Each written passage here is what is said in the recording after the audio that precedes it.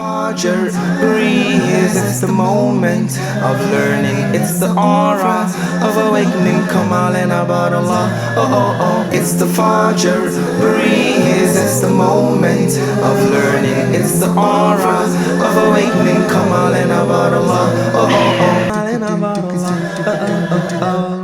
عونك به يا معين وبه نستعين ولا حول ولا قوة إلا بالله العلي العظيم ثم الصلاة والسلام على رسول الله.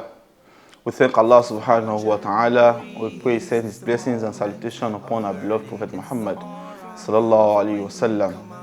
Welcome to another edition of our Fajr Breeze, and today inshallah we'll be discussing breaking bad habits. I want you to think of the bad habits that you have, all of them. Think of them. Think of how they have been affecting your relationship with Allah subhanahu wa ta'ala. I want you to think deeply about your anger issues, your lack of consistency in your salat.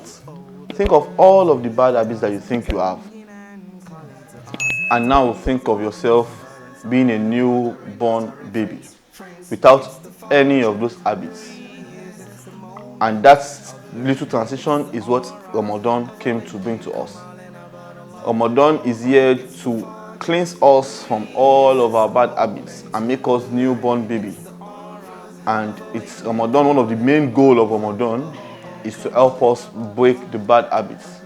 If Ramadan has come and gone and you still find yourself, going back to those bad habits, then we need to question your Ramadan. One of the scholars will say, أتى رمضان مزرعة للعباد لتطهير القلوب من الفساد.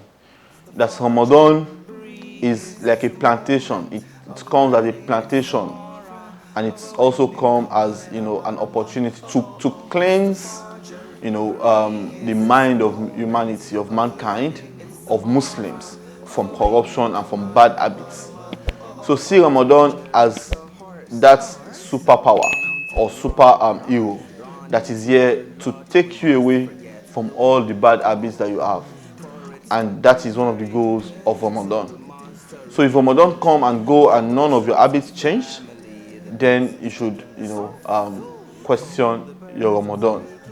And like the hadith of Jibril, when the Prophet ﷺ was on the minbar and the Prophet ﷺ did Amin thrice, and they asked him, why did you do Amin thrice? He said Jibril came to him and made some prayers, and one of the prayers is that whoever Ramadan meets and the person does not see Allah's forgiveness in the month of Ramadan, the person can never see Allah's forgiveness again. So I want us to know that Ramadan is really here to help us to renew our spirituality, to renew our relationship with Allah subhanahu wa ta'ala for us. So first thing we need to know is to identify the bad habits that we have that we want to break. What are the bad habits that you have?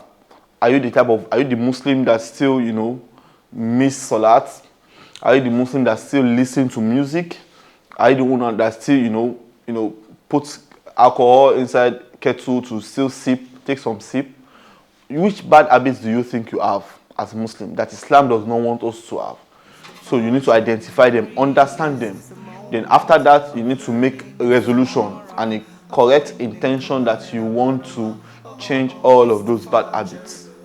You need to understand that you need to change all of those habits. Then also you need to hold yourself accountable.